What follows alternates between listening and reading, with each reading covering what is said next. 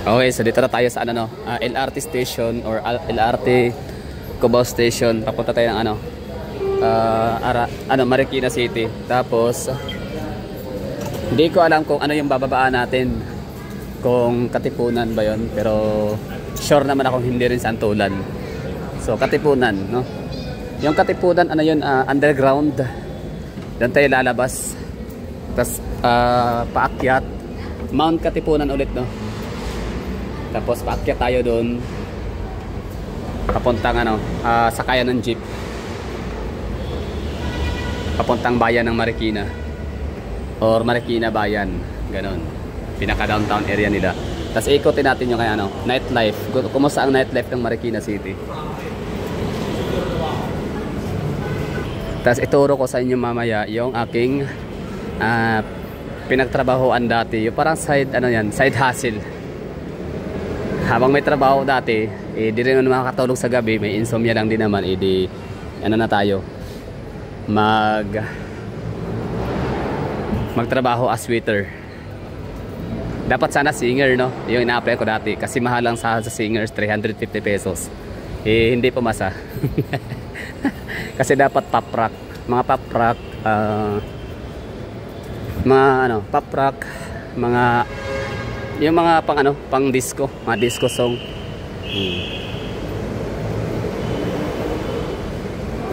Kaso that time ang alam ko R&B ballad. So hindi siya pwede. Kaya ang ending ko, doon ako bumagsak sa waiter, no? Ang sahod is 150 pesos. Pero okay lang naman yung sahod na 150 pesos dati, kasi doon ako tiba-tiba naman sa tip. So this is Araneta Center, Cubao Station, LRT1 bound for Masinag, no? SM Masinag sa Antipolo. Pero syempre bababalan tayo ng Katipunan kasi nga Marikina City bayan yung pupuntahan natin. Doon tayo maghahapunan. Tingnan natin kung ano mga pwedeng machibog, ma-food trip doon sa kanila, River Park.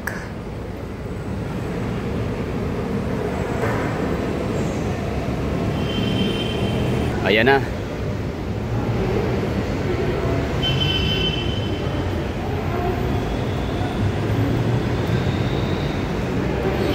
Yan na lang talaga yung yan na lang talaga yung kulang natin sa Davao City. Kung magkaroon tayo.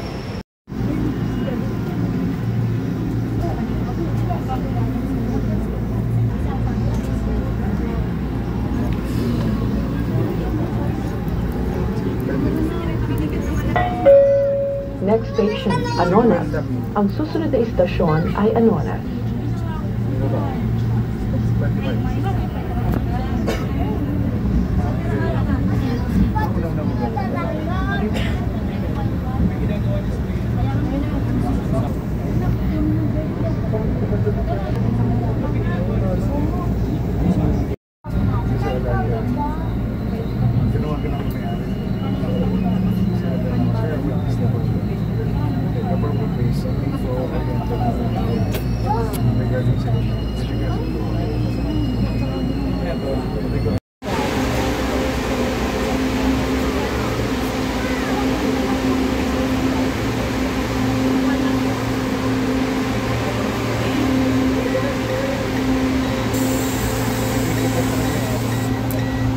Ay Katipunan.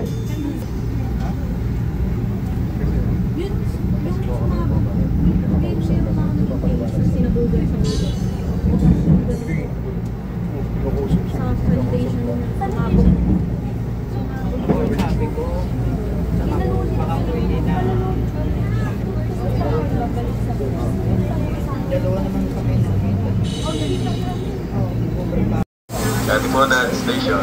Alright, welcome to Katipunan. Kasi akyat na naman, no?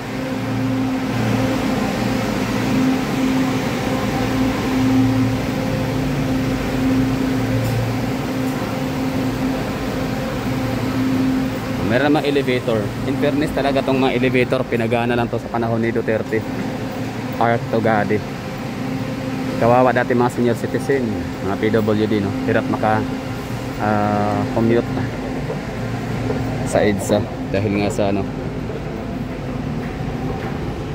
kakulangan sa mga pasilidad.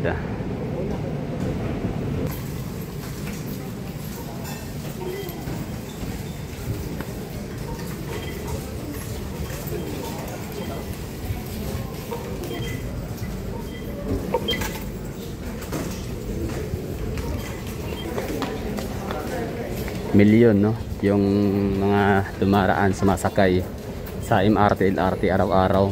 Tapos isipin nyo lang, no? Yung dumi, mikrobyo, yung mga handrails, yung hawakan. Nako. So patibayan ng ano dito, no? Resistensya.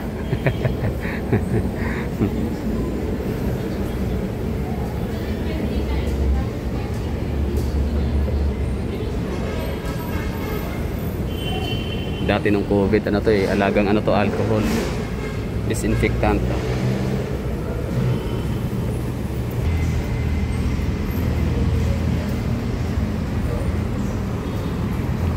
Okay, ito yung sakayan ng jeep papuntang bayan ng Marikina or Marikina Bayan.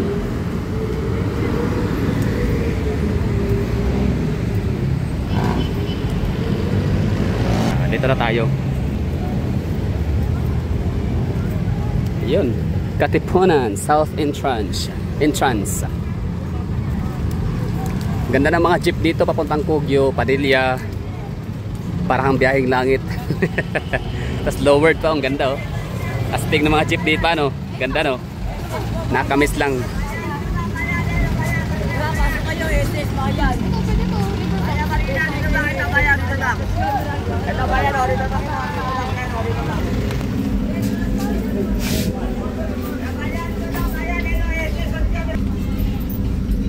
Naalala ko dati katrabaho ko mga ano, taga Bulacan. Ano sila, pahirapan silang ano, makauwi sa mga lugar nila kasi malayo daw. Marikina yung ano namin, trabahoan. Tapos meron kaming ano doon. Meron kaming boarding house sa Marikina, sa may ano, Malanday, Marikina. Tapos yun, uwian sila ng ano, Bulacan twice a month. Kasi nga daw malayo. Lapit lang kaya ano.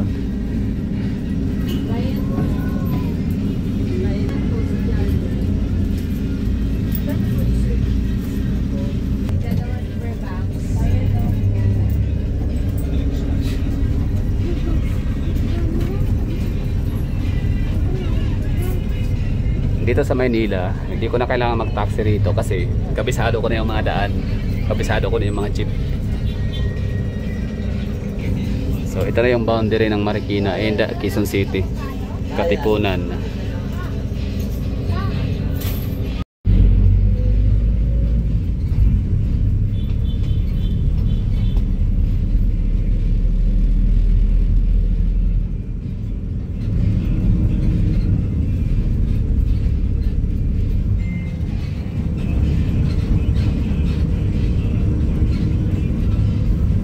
Itong lugar na to dito, grabe traffic kapag ka weekdays, lalo na weekend.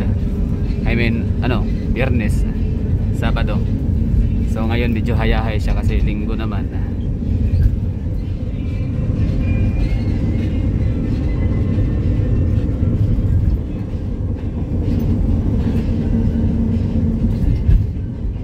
So welcome to Marikina City na tayo kapag makakadaan ka nitong tulay.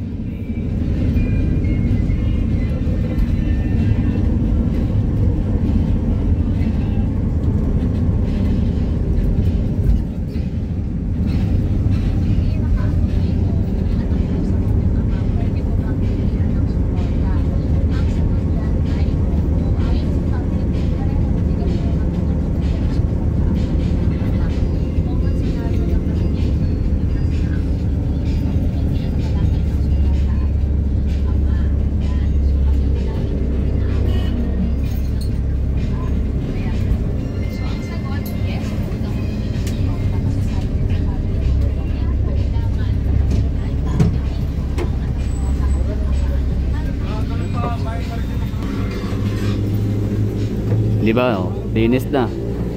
Malalaman mong ano, nasa Marikina City ka na kapag wala ka lang makikita mga kalat sa kalsada. Di ba, no, napaka ano, no, napaka klase ng lugar sa Marikina, mga kalsada. Organized.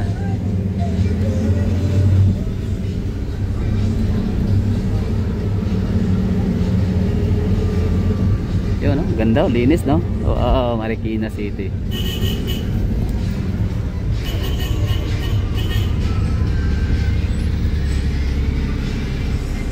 Pero just like Davao City, I mean, wait lang ha. Hindi pala, Davao City pala ano no. Kumbaga meron namang mga maduduming lugar sa Davao City pero ano lang, bilang lang, pili lang no. Bilang lang sa daliri. For example, yung sa may Punta Dumalag. Tama ba?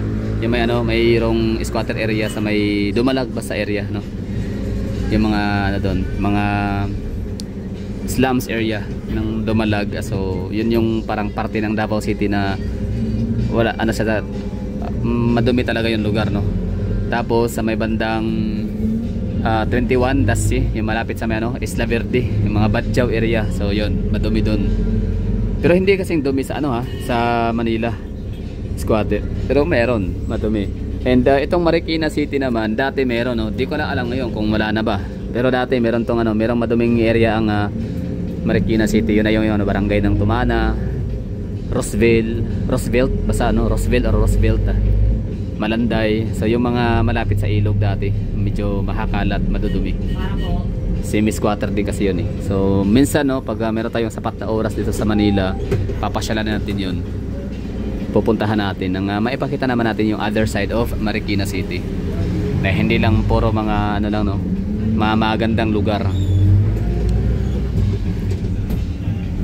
So sa Davao City, in fairness, with all the fairness talaga, ano siya, napakalaki na. Halos lahat ng lugar no. Bilang lang talaga sa daliri yung mga community na hindi malinis. Yun nga yung area sa mga Badjao. Although hindi naman lahat ng mga Badjao ay ano no, mga madudumi ang kailang mga paligid. May iba naman na malinis, for example sa may St. John sa Bukana. Dapsa, tama, Dapsa sa Bukana. So, malinis in fairness yung ano, napuntahan ko na yun. Maganda doon, malinis compare sa ibang lugar ng Badjao sa Davao. Iloilo City naman, nakita ko na yung sa may Fort San Pedro nila, Pantalan. May ano doon may semi-squatter. Nakatayo ang mga bahay sa ibabaw ng tubig. So malinis pa rin. Wala kang makitang mga ano, mga basurang nakarutang sa tubig dagat. Ay meron pala pero konti lang din. Bilang lang din sa daliri.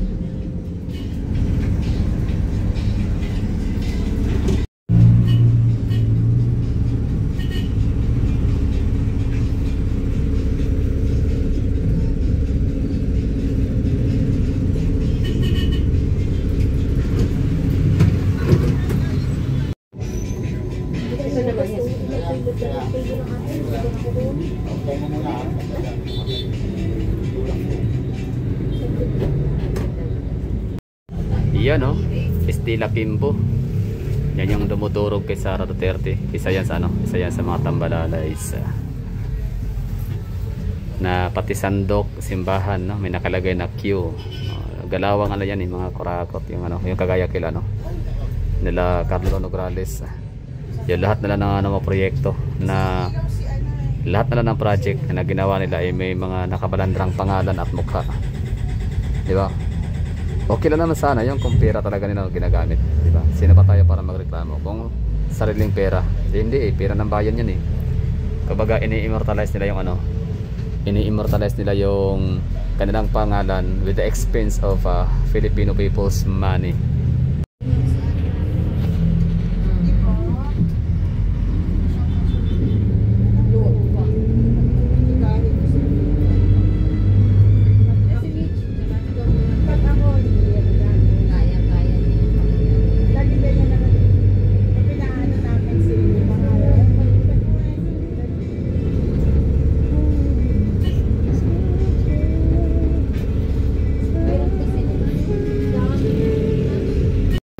Ito na yung tulay no, pinaka-iconic na tulay ng Marikina kasi inaabangan talaga to ng mga tao kapag malakas ang ulan. Andito nakalagay yung mga alert level warning. Yan, Marikina River.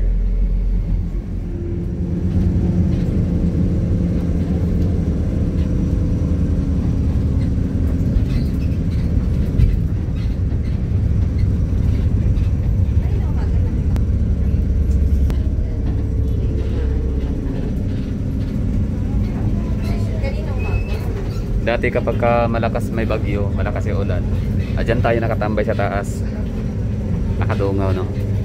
Baka sakaling may makitang taong ano, lumalangoy. inanod ng baha. Okay, welcome to Bayan Marikina. And ito yung ano natin, office. Yan. Kumusta? Ito yung opisina natin dito, no? So pinakabayan lang talaga siya, bungad. Tapos yung suki nating ano, burger, no? Burger shop, wala na. Wala na yung mga burgeran dito. Nung huli kong punta rito, andyan pa sila eh, no? Ngayon wala na. Okay, welcome to Bayan Marikina. So okay na siguro tayo dito. Thank you for watching. Sana ay nagustuhan ho ninyo yung ano natin ginawang vlog. From ano, Gateway, no? LRT papuntang Marikina via Katipunan Station. So thank you for watching and I have to say bye bye and ingat sa next nating vlog. Syempre ikutin natin yung ano, maliit lang na bahagi ng bayan mula rito tapos doon sa may City Hall and yun, Ilog mamaya, no? Puntahan natin yung ano, doon tayo kakain maghahaponan sa kanilang ano, Ilog. Ituturo ko sa inyo yung ano, yung dati kong pinagtrabahoan as waiter